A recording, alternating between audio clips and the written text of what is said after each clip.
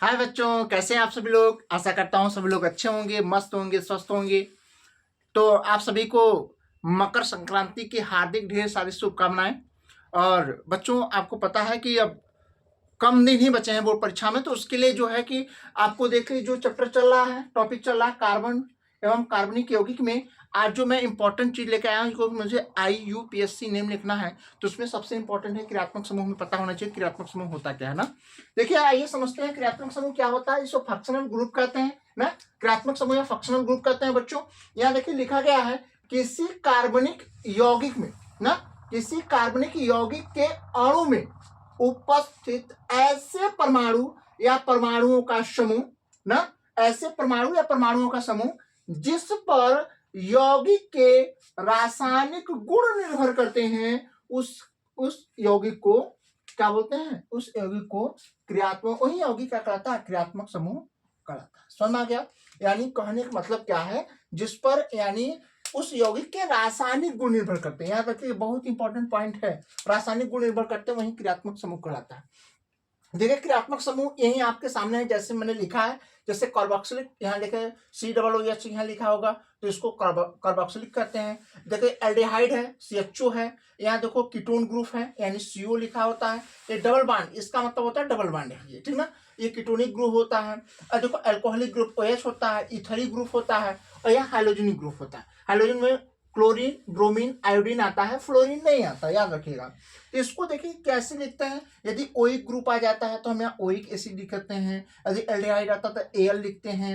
यदि ketonic group आ जाता तो ऊन लिखते हैं। अल्कोहलिक आ जाता तो ऑल लिखते हैं, ऑल लिखते हैं। और फिर इथरी आ जाता तो ऑक्सी लिखते हैं। जैसे आपका हो जाएगा ना एथॉक्सी एसिड, मेथॉक्सी एसिड ना, प्रोपॉक्सी एसिड, इस प्रकार से लिखा जाता है। उसके बाद हाइड्रोजनिक ग्रुप में आता है तो क्लोरीन, ब्रोमीन, आयोडीन आता है। क्लोरीन क्लोरो रहेगा, क्लोरीन को देखो तो यहाँ क्लोरो, ब्रोमो, आयोडो, इस तरीके से हम लिखते हैं, ठीक है। आई बात समझ में।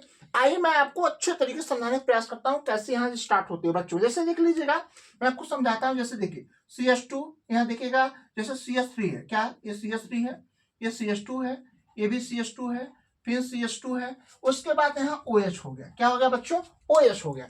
देखिए ये क्या है, इसका मतलब ये, इसको ऐसे भी लिखा जाता है, या बच्चों इसको ऐसे भी लिख सकते हैं, CH3 single bond, CH2 single bond, CH2 single bond, क्या होगा, ये CH2 हो जाएगा, CH2OH हो जाएगा। इसको चाहे ऐसे लिखो चाहे ऐसे लिखो, दोनों बात एक ही बच्चों, बात समझ में आएगी। अब देखो यहाँ ये क्या है, ये हमारा क्या है, ये हमारा है फंक्शनल ग्रुप है। क्या है, ये हमारा फंक्शनल ग्रुप है, यानी इसी को हम क्या बोलते हैं, यही हमारा क्रियात्मक समूह है। यही से हम क्या करते हैं, क्रियात्मक समूह से ही क्या करते हैं, हम अपने कार्बन परमाणुओं की क्या करते हैं, गिनती स्टार्ट करते हैं, जहां से हम IUPAC नाम इसी गिनती के आधार पर हम कर सकते हैं, ठीक है बच्चों। इसी प्रकार से करते हैं।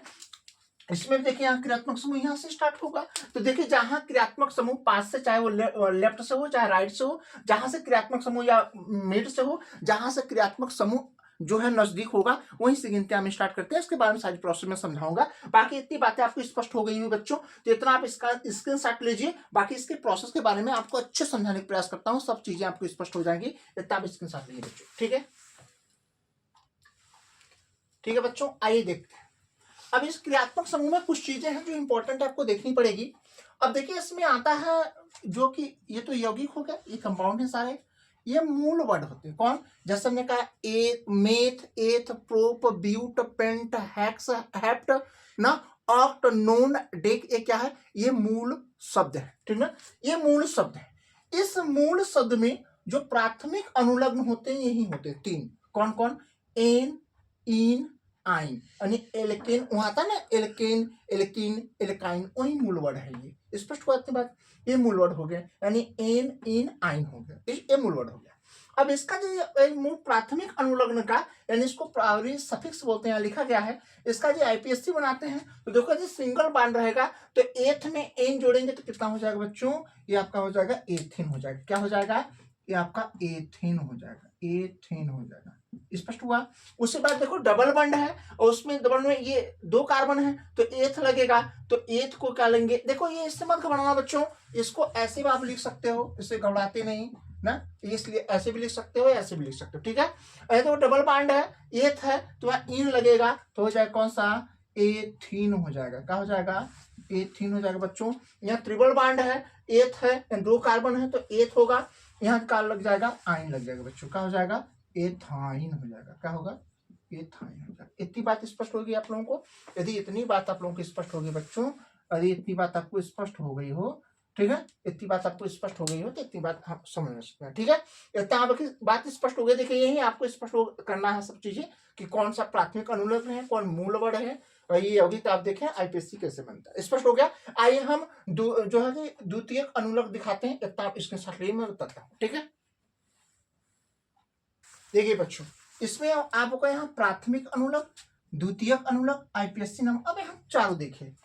अब यहाँ कैसे होगा, जैसे हम प्राथमिक यहाँ यौगिक में हम देखा क्या लिखते हैं, CH3OH, इसको मेथिल एल्कोहल बोलते हैं। अब इसमें मूल वर्ड क्या आ जाएगा, मेथिल एल्कोहल है, मूल वर्ड क्या आ जाएगा बच्चों, ये चीज देखना पड़ेगा कि हाँ मैं मूल वर्ड में लूंगा क्या ना। यहाँ जैसे मूल वर्ड में यहाँ कार्बन कितने हैं, एक है, कार्बन की संख्या कितनी है बच्चों, यहाँ कार्बन की संख्या एक है, तो एक कार्बन है तो मूल वर्ड में क्या लेंगे, मेथ। क्या लेंगे बच्चों, मेथ लेंगे, स्पष्ट हुआ। अब मेथ लेंगे, इसमें प्राथमिक अनुलग्न क्या होगा, एक कार्बन लगेगा। यदि यहाँ देखिएगा, यहाँ देखा जाए तो इसकी संरचना में आप बच्चों इस तरीके से दिखाई देगा आपको। देखिए यहाँ कार्बन है ना, तो यहाँ देखिए इस प्रकार से यहाँ कार्बन है, इस पर ये OH हो गया, ये कार्बन यहाँ देखना, ये चारों एकल बंध के साथ जुड़े हैं। तो प्राथमिक अनुलग्न में क्या आ जाएगा, यहाँ एन आएगा बच्चों। क्या आ जाएगा, क्या रखिएगा, यहाँ एन आ जाएगा, एन हो जाएगा। इसकी बात स्पष्ट हुई, ये बात हो गया, एन हो गया। अब देखिए यहाँ जो द्वितीयक अनुलग्न है, ये द्वितीयक अनुलग्न क्या होगा, देखिए द्वितीयक अनुलग्न में ए है बच्चों, ये OH क्या है, द्वितीयक अनुलग्न है। तो ये हाइड्रो मतलब क्या है, एल्कोहलिक ग्रुप है। तो एल्कोहलिक ग्रुप में जो इसका क्रियात्मक समूह होता है वो OH होता है, और इसका जो लिखते हैं तो उसको क्या पढ़ेंगे, इसको ऑल पढ़ेंगे, ऑल, OL होता है, ऑल पढ़ेंगे। उसके बाद इसका आईपीएससी नाम लेंगे, कैसे लिखेंगे मैं समझाता हूँ। देखो यहाँ एक ही हाइड्रोजन बंध सब है, तो यह मेथ है, यहाँ एकल बंध के साथ जुड़ जाएंगे तो क्या बन जाएगा बच्चों, यहाँ देखिएगा पहले यहाँ देखो फार्मूला जो उसका होता है एल्क अल्क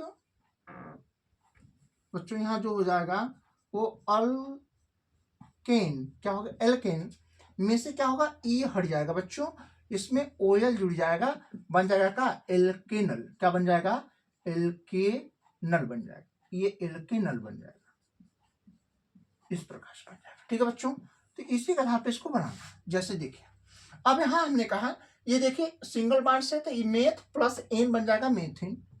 क्या हो जाएगा बच्चों, मेथिन हो जाएगा।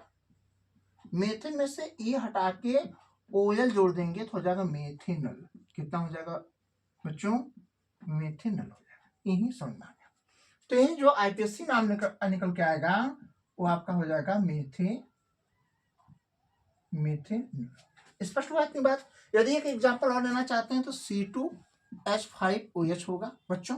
ये है आपका एथिल अल्कोहल। क्या हो जाएगा, एथिल अल्कोहल, इसमें दो कार्बन है, तो दो कार्बन है, ठीक ना, दो कार्बन है, तो दो कार्बन के साथ यहाँ कर लेंगे बच्चों, ये हो जाएगा आपका एथ हो जाएगा। दो कार्बन को हम कर लेते हैं, एथ पढ़ते हैं। अब देखिए यहाँ दो कार्बन एथ पढ़ेंगे, अब यहाँ देखिएगा, अब इसकी संरचना देखें कैसे होगा। तो देखिए दो कार्बन है बच्चों, इस प्रकार से देखिए दो कार्बन यहाँ है, दो कार्बन के इस तरीके से हम लिख दें, एक के साथ यहाँ OH यहाँ हो जाएगा बच्चों। बाकी इस तरीके से देखिएगा, एक हाइड्रोजन यहाँ, एक हाइड्रोजन यहाँ, एक हाइड्रोजन यहाँ, एक हाइड्रोजन यहाँ, सब सिंगल बॉन्ड से जुड़े हैं बच्चों। तो सिंगल बॉन्ड से जुड़े हैं तो यहाँ भी क्या हो जाएगा, एन ही हो जाएगा। अब यहाँ एल्कोहलिक ग्रुप है तो OL हो जाएगा। अब यहाँ देखिए कैसे लिखते हैं बच्चों, यहाँ एथेन हो जाएगा। क्या हो जाएगा, एथेन हो जाएगा। क्यों हो जाएगा, सब सिंगल बॉन्ड है, एथ प्लस एन, एथेन हो जाएगा। इनमें से ई हटाए के OL जोड़ देंगे तो हो जाएगा एथेनॉल हो जाएगा बच्चों। क्या हो जाएगा, एथेनॉल हो जाएगा, एथेनॉल हो जाएगा। क्या होगा, मेथेनॉल, यहाँ एथेनॉल हो जाएगा बच्चों। समझ आ गया।